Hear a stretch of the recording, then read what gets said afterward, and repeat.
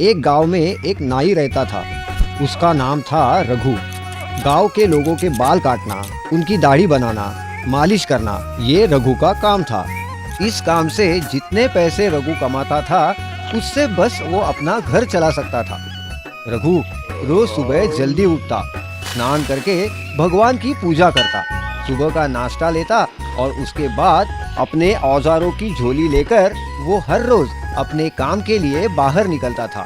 घर से निकलने से पहले रघु ये तसल्ली करता था कि उसने अपने काम के सारे औजार जैसे कि कैंची, कंघी, आईना, उस्तरा सब लिया है कि नहीं। गांव में चलते फिरते ही वो आवाज लगाता था, ए रघु आया रघु, बाल कटवा लो, चंपी करवा लो, चलो रघु आया रघु। गांव का चक्कर लगाने के बाद वो एक पेड़ के नीचे बैठता था।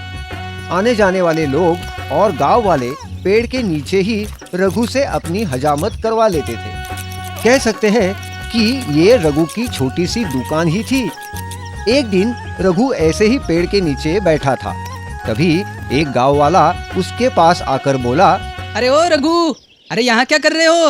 अरे सरपंच तुम्हें कब से ढूंढ रहे हैं, जल्दी से उनके घर जाओ, वो बहुत गुस्सा है। अरे बाप रे, हाँ, मैं तुरंत जाता हूँ, बताने के लिए शुक्रिया। रघु ने अपने सारे औजार जल्दी जल्दी थैली में भर दिए।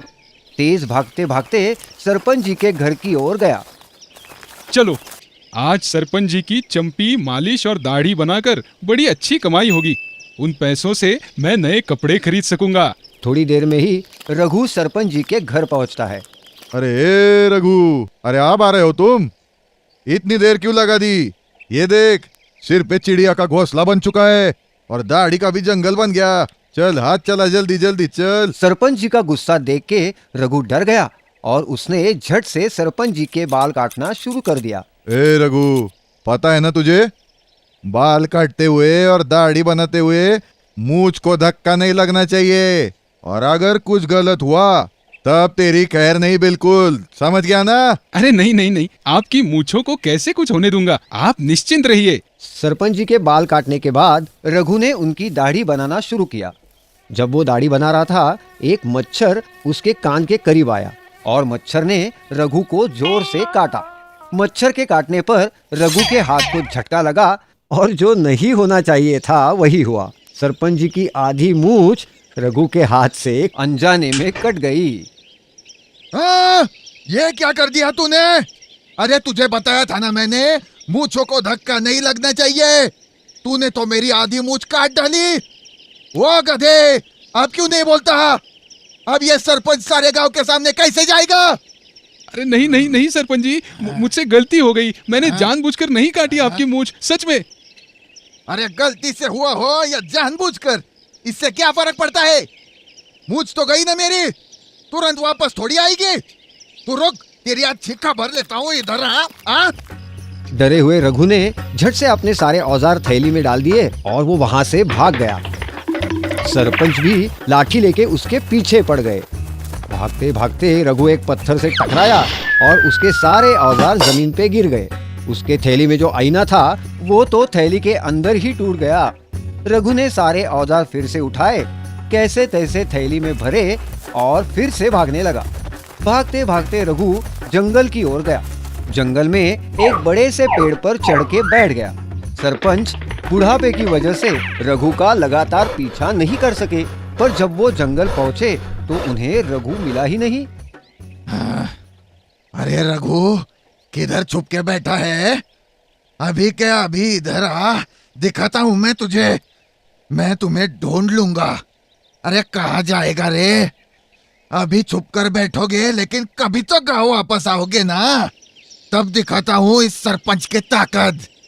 तुझे बहुत पीटूंगा। जाओगे कहाँ? बहुत देर इंतजार करने के बाद गुस्से से सरपंच जी जंगल से चले गए।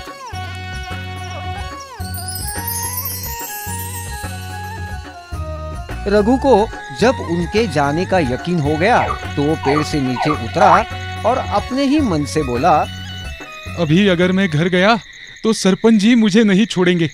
इससे अच्छा है कि मैं आज रात जंगल में ही रह लेता हूँ और कल सुबह उनके पास जाकर माफी मांगता हूँ। कल तक उनका गुस्सा भी शांत हो जाएगा।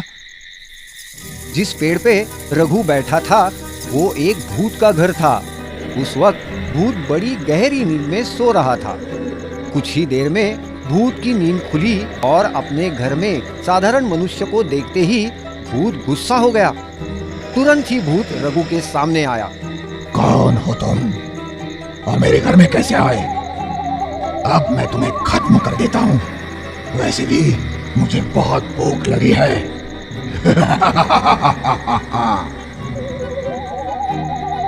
रघु बहुत डर गया, डर से कांपने लगा।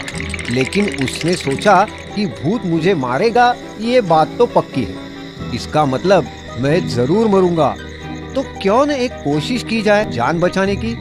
फिर रघु ने खुद को संभाला, एक बढ़िया युक्ति सोच ली और भूत से पूछा, ऐसा लगता है शायद तुमने मुझे पहचाना नहीं। मैं यूं ही नहीं आया यहाँ। मैं हर रोज रात होते ही जंगल आता हूँ और मेरी थैली में भूतों को कैद करता हूँ। मुझे क्या पागल समझा है तूने? तुम कुछ भी कहोगे और मैं मान जाऊंगा। क्या तुम्हें मेरी बात ठीक नहीं लगती? चलो कोई बात नहीं, लेकिन मेरी एक विनती है तुमसे। बस एक बार मेरी इस थैली में झांक कर देखो, फिर तुम चाहो तो मुझे खा लो। उसमें क्या बड़ी बात है? मैं तो भूत हूँ, भूत। मुझे कोई कुछ भी नहीं कर सकता। रघु ने एकदम मस्त तरकीब लड़ाई थी। थैली में तो पहले से ही टूटा हुआ आईना था। जैसे ही भूत ने रघु की थैली में झांका, भूत को थैली के अंदर टूटे हुए आईने के बहुत सारे शीशों में खुद के ही हजारों चेहरे दिखे। इन सारे एक जैसे भूतों को थैली में कैद देख ये भूत तो खुद ही बहुत घबराया। उसने सोचा कि इतने सारे भूत अगर इस आदमी ने पकड़े हुए हैं तो ये मुझे भी बड़े आसानी से पकड़ सकता है। कैद होने के खौफ के कारण भूत ने कांपते हुए रघुनाई से विनती की। बाप रे बाप, आप तो महान हो। आपने इतने सारे भूतों को थैली में कैद करके रखा है। मुझ पर दया कीजिए, कृपा करके मुझे मत कैद करना। मैं मुक्त और निश्चिंत जीना चाहता हूँ। आप जो भी हुक्म करेंगे वो मैं सब बिन शर्त पूर्ण मानूंगा। बस आप मुझे इस थैली से दूर ही रखिए। ठीक है, छोड़ देता हूँ तुम्हें, लेकिन मेरी एक शर्त तुम्हें माननी होगी। जो भी आप हुक्म करेंगे मुझे मंजूर है सरकार। अभी के अभी तुरंत एक बोरी भरकर सोने के सिक्के ले आओ, तब जाकर मैं तुम्हें छोड़ूंगा। जी जी हुजूर, मैं अभी लेकर आता हूँ। झट से भूत वहां से 9-2-11 हुआ और सोने के सिक्कों से भरी हुई थैली लेकर वापस आया। हुजूर, ये लीजिए, पूरी एक बोरी भरकर सोने के सिक्के लाया हूँ आपके लिए। कृपा करके तसल्ली कर लीजिए और मुझे इजाजत दीजिए। रघु ने बोरी में झांक कर देखा तो सच में उसे बोरी भरकर असली सोने के सिक्के नजर आए। रघु खुश हुआ। रघु ने भूत से और एक वचन लिया। रघु ने भूत से कहा, ठीक है, छोड़ता हूँ तुम्हें, पर एक और बात तुम्हें माननी होगी कि तुम आने जाने वाले लोगों को किसी भी प्रकार की तकलीफ नहीं दोगे। भूत होने के बावजूद भी हमेशा अच्छा बर्ताव रखोगे, अपने आप को एक अच्छा भूत साबित करोगे। अगर ऐसा न किया तो मैं तुम्हें कभी भी कैद करने यहाँ आ जाऊंगा। बोलो, है मंजूर? जी बिल्कुल मंजूर है हुजूर। मैं आपको वचन देता हूँ कि मैं किसी को भी तकलीफ नहीं दूंगा। सच में एक अच्छा भूत बनूंगा। मेरी शक्तियों का उपयोग लोगों के भलाई के लिए ही करूंगा। ये वचन भूत से लेने के बाद रघु वो सोने के सिक्कों की बोरी लेकर जंगल से घर वापस आ गया। अब तो वो बहुत अमीर हो चुका था। रघु ने सोने के सिक्के बेचकर बहुत सारे पैसे कमा लिए। उसके बाद अपने लिए गांव में एक बड़ा सा मकान बना लिया और उस घर में वो अपने परिवार के साथ सुख से रहने लगा। अचानक रघु की सफलता और आलीशान घर देख सरपंच जी की तो बोलती ही बंद हो गई। सारे गांव वाले रघु को सम्मान देने लगे। लेकिन इतना अमीर होने के बाद भी रघु ने अपने पैर जमीन पर ही रखे। रघु ने बचे हुए पैसे जमा करके घर में संकट समय के लिए सुरक्षित रख दिए। जीवन भर लोगों की सेवा करके मेहनत की रोटी ही कमाकर खाई। तात्पर्य, इस कहानी से हमें ये सीख मिलती है कि संकट समय बिना डरे ठंडे दिमाग से संकट से निकलने का मार्ग ढूंढना चाहिए।